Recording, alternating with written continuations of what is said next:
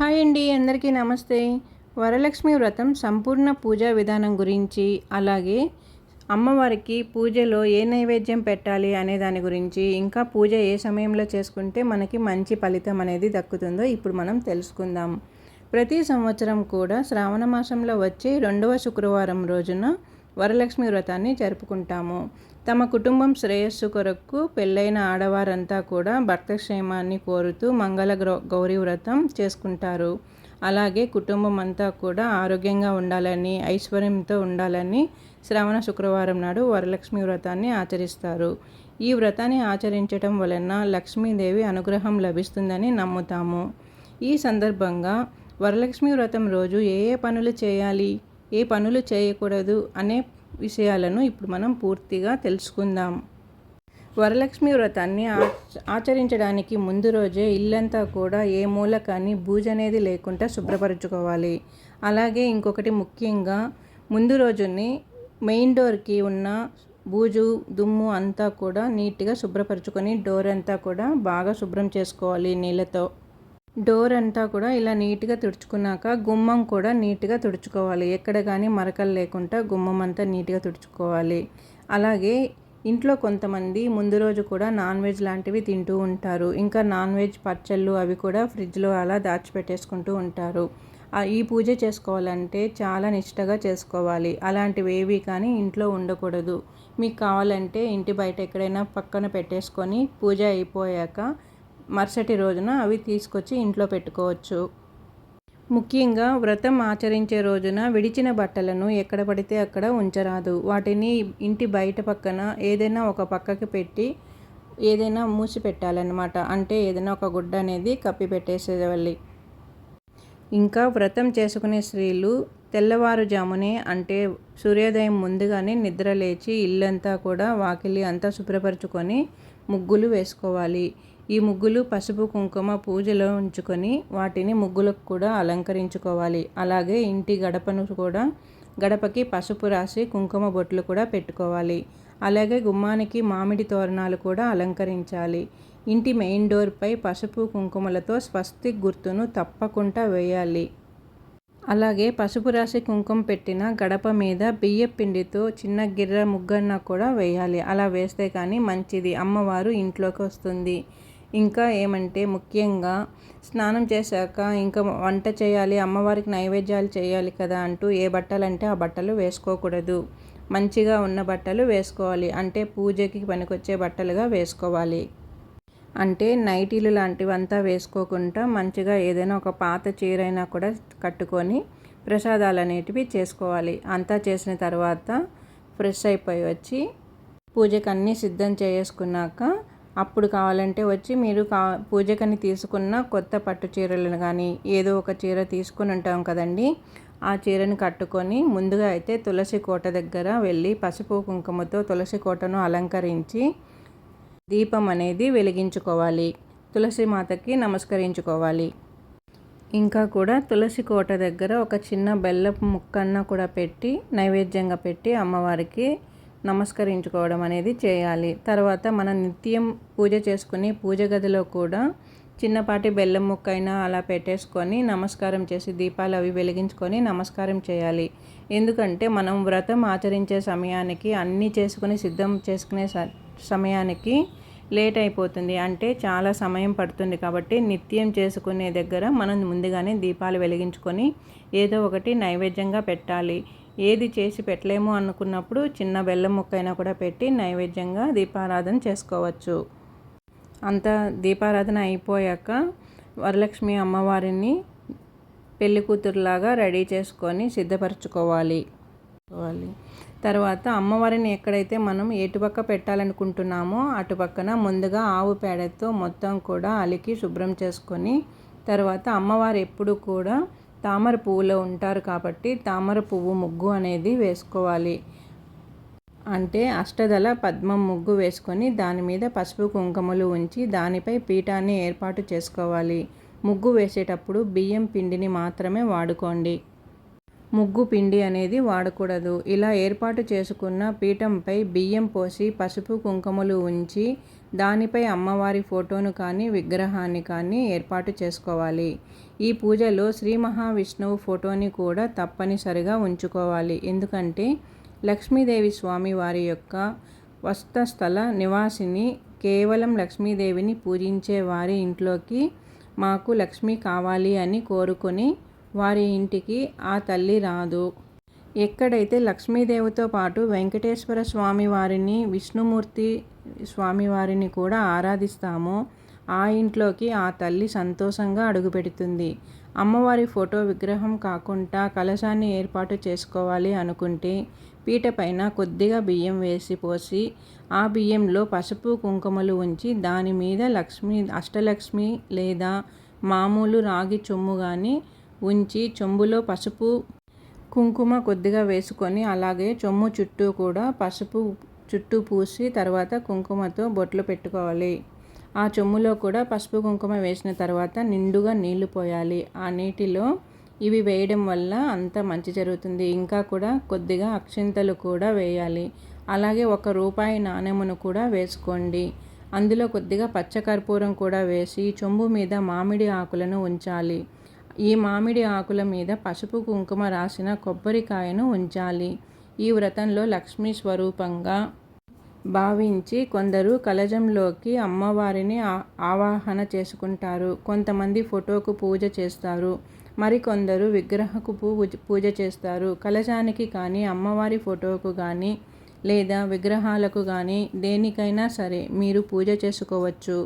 అన్నీ సిద్ధం చేసుకొని ఒక చిన్న వినాయకుడి విగ్రహం లేదంటే పసుపుతో చేసిన వినాయకుడిని కానీ పూజలో ఉంచుకోవాలి. ముందుగా గణపతిని ప్రార్థించి పూజను ప్రారంభించాలి. మొదటిగా దీపారాధన చేసుకోవాలి. ఈ దీపారాధనలో వరలక్ష్మి వ్రతం చేసుకునేవారు ఆవు నెయ్యిని ఉపయోగించడం మంచిదని పండితులు చెబుతున్నారు.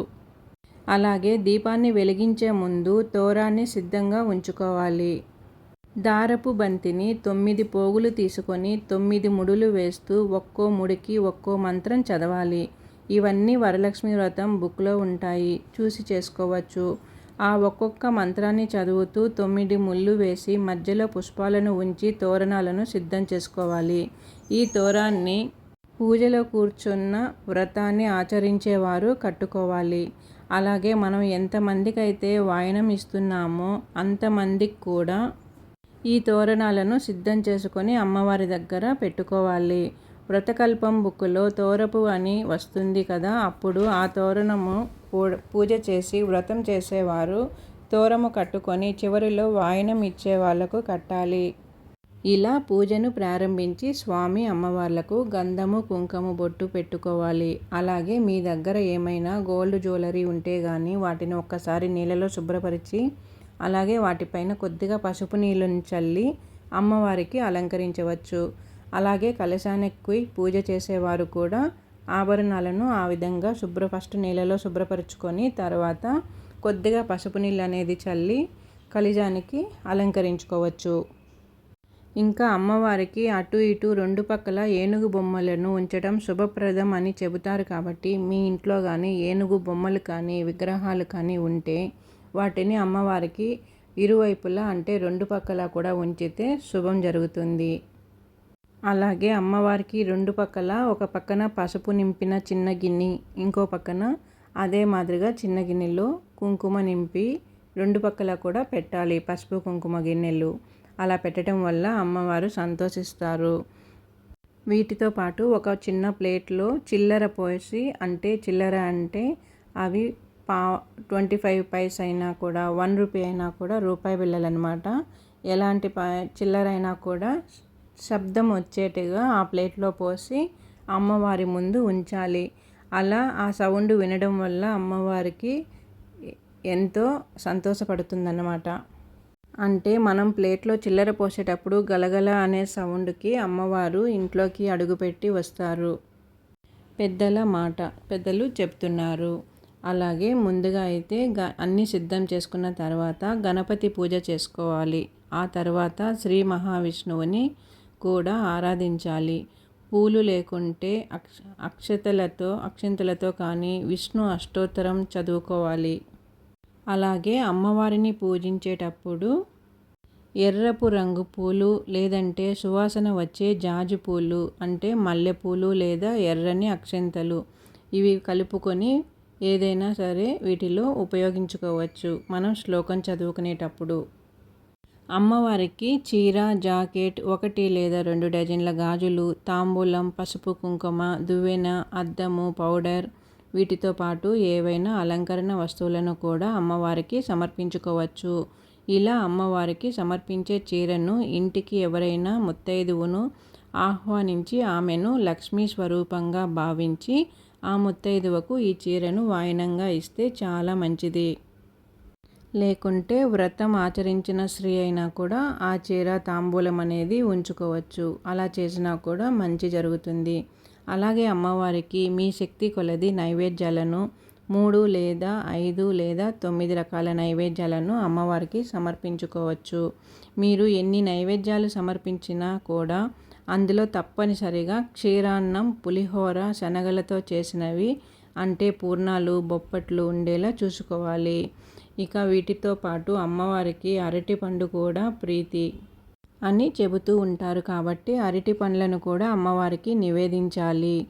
అలాగే శనగలు, వడపప్పు, చలిమిడి, పానకం వీటిని అమ్మవారికి తప్పకుండా సమర్పించాలి. మనం ఎంతమందికి వాయనం ఇవ్వాలనుకుంటున్నామో వాటికి సంబంధించిన అన్నీ కూడా ఒకే ప్లేట్లో ముందే సిద్ధం చేసుకొని పక్కన ఉంచుకోవాలి. అందులో ముఖ్యంగా ఉండవలసినవి పసుపు, కుంకుమ, ఆకు అంటే తమలపాకు, ఒక్క, గాజులు, పువ్వులు, అరటి పండ్లు, శనగలు వీటితో పాటు మీ శక్తి కొలది ఉంటే జాకెట్ ముక్క అయినా కూడా పెట్టచ్చు. ఇంకా పెట్టగలము అనుకుంటే వాయనంతో పాటు చీరనైనా కూడా సమర్పించుకోవచ్చు.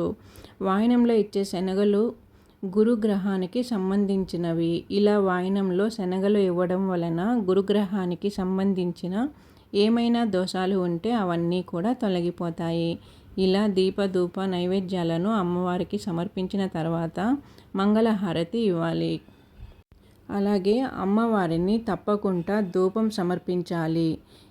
ఈ వ్రతాన్ని ఆచరించే వరకు ఉపవాసం ఉండాలి. ఆచరించే స్త్రీ ఉపవాసం అనేది ఉండాలి. మంచం మీద, బెడ్ మీద పడుకోకూడదు. నేలపైనే పడుకోవాలి. పూజ అంతా కూడా పూర్తయిపోయాక మీరు ఏమీ కూడా తినకుండా ముత్తైదువులకు వాయనం ఇవ్వాలి. కనీసం ఒక్క పెద్ద ముత్తైదువుకైనా వాయనం ఇచ్చి ఆ తర్వాత మీరు భోజనం అనేది చేసుకోవాలి. ఇంకా తమ భర్తకి అక్షింతలు కొద్దిగా ఇచ్చి భర్త కాళ్ళకు కూడా నమస్కరించి ఆశీర్వాదం అనేది తీసుకోవాలి. ఇలా చేసిన తర్వాత ఉపవాసం చెల్లించాలి. మిగిలిన వాయినాలను సాయంత్రం అయినా కూడా ఇవ్వచ్చు. ఇంటికి వచ్చిన ముత్తైదువులను కూర్చోబెట్టి కాళ్ళకు పసుపు రాయాలి. అలాగే కుంకుమ బొట్టు పెట్టి తర్వాత ఇస్తినమ్మ వాయనం అని వాయనం సమర్పించుకోవాలి. శ్రీ కొద్ది సంవత్సరం శ్రావణ మాసం 16 ఆగస్టు 2024 శుక్రవారం వరలక్ష్మి వ్రతం చేసుకోవడానికి శుభ సమయం ఎప్పుడో ఇప్పుడు మనం తెలుసుకుందాం. జ్యోతిష్య శాస్త్రం ప్రకారం లక్ష్మీదేవి ఆరాధనకు అత్యంత సరైన సమయం స్థిరలగ్న సమయం. ఈ స్థిరలగ్న సమయంలో లక్ష్మీ పూజ చేస్తే శ్రేయస్సు, చిరకాలం ఐశ్వర్యం చేకూరుతుందని నమ్ముతాము. ఈసారి వరలక్ష్మి వ్రతం విశేషించి ఏకాదశి తిథిలో వచ్చింది కాబట్టి వరలక్ష్మి వ్రతం చేసుకోవడానికి శుభ సమయం ఎప్పుడంటే ఆగస్టు 16 శుక్రవారం ఉదయం 5 గంటల నుండి 6 గంటల వరకు ఏకాదశి తిథి కూడా ఉంది. ఇలా 6 గంటల లోపు కుదురుతుంది అనుకున్నవారు ఉదయం 6 నుంచి 8:25 నిమిషాల లోపు పూజ చేసుకోవచ్చు. ఈ సమయంలో కుదరని వారు మధ్యాహ్నం 12:30 లోపు వరలక్ష్మి వ్రతాన్ని ఆచరించవచ్చు. అలాగే సాయంత్రం అమ్మవారిని పూజించడానికి శుభ సమయం సాయంత్రం 4:31 నుండి రాత్రి 8:05 లోపు మీరు పూజ చేసుకోవచ్చు. ముత్తైదువులకు వాయనం ఇవ్వటానికి అనువైన సమయం సాయంత్రం 5:35 నుంచి రాత్రి 7:56 లోపు వాయనం అనేది ఇవ్వడం శుభప్రదమని పండితులు చెబుతున్నారు. ఏదో నేను తెలుసుకున్న కొంతవరకు అయితే మీతో షేర్ చేసుకున్నానండి. ఈ వీడియో కానీ మీకు నచ్చినట్లయితే నా ఛానల్ సబ్స్క్రైబ్ చేసుకొని లైక్ ఇవ్వండి. ఇలాంటి పూజ వీడియోస్ అన్నీ కూడా నాకు తెలియకపోయినా తెలుసుకొని మరి మీతో షేర్ చేసుకుంటూ ఉంటాను. ఓం లక్ష్మీదేవియాయ నమః. ఓం విష్ణుమూర్తాయ నమః. ఓం లక్ష్మీదేవియాయ నమః. ఓం విష్ణుమూర్తాయ నమః. ఓం లక్ష్మీదేవియాయ నమః. ఓం విష్ణుమూర్తాయ నమః.